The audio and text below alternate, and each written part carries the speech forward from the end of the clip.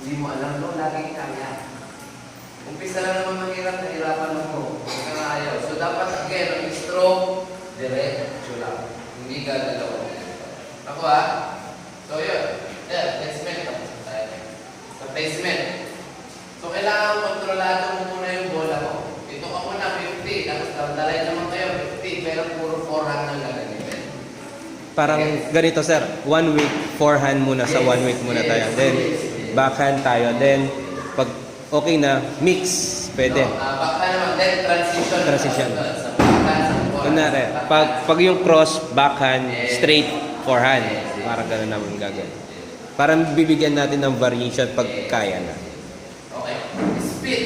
So again, pag kontrolado nyo yan, mapapansin nyo yan kahit natin sir, kahit 10 minutes lang, mapapansin mo may nagbabago ng speed, pero hindi ganun kalakas.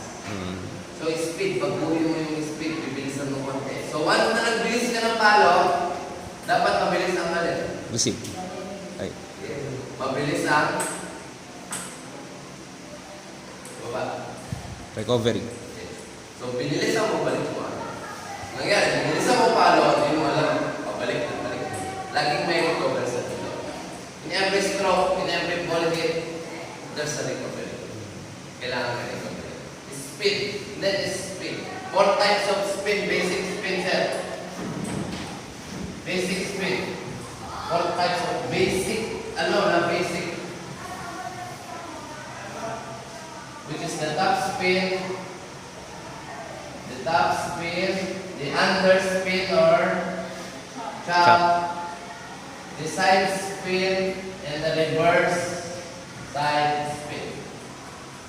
Tapos so, ito lang yan, counter lang. Pag nagbigay ka ng under spin, pwede mo siyang ibigay ng under spin din, or Top. vice versa niya, what? Top spin. Pag nagbigay ka ng service na side, pwede mo siyang side or Reverse. what? Sir? Side spin. Nasa area siya, sir. Top spin. So, kahit na service ng side spin or reverse side spin, pwede mo i-top spin. Pwede mo bang i-under spin? Hindi. Hindi. Once na ang side spin, chinap mo, luluta. Yung sinasabi mo. Lumulobo. Pag lumulobo, patay yung bola nun. No, may chop pa rin yun, pero luluta. Bali kasi, Patay ka rin mo, bang!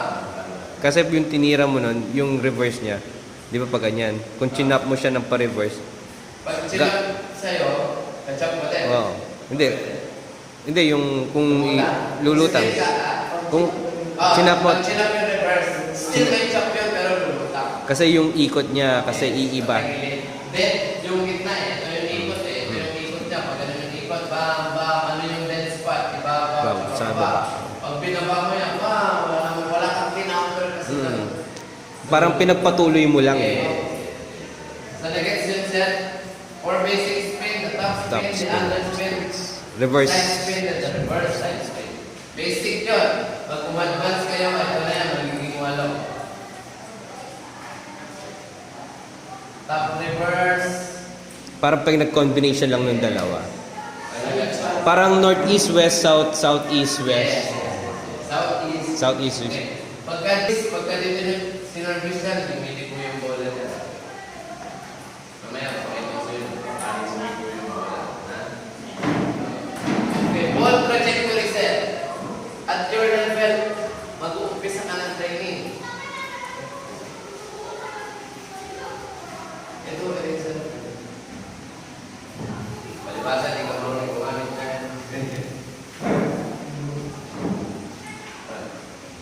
Imagine, sir, side view tayo. Sir. Paa. Side view ng mesa. Ang trajectory na sinasabi, ball trajectory. First, nagtitraining tayo, sir. Yung talbog, player. Yan. Yung talbog natin kanina is Medyo nakalobo. taas. So, pag in advance, controlin mo yung trajectory mo.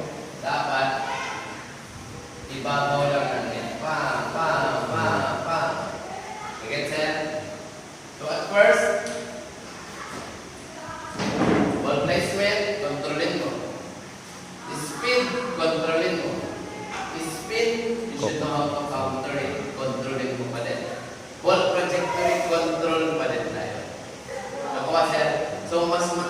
tayo ng forehand below 1 month.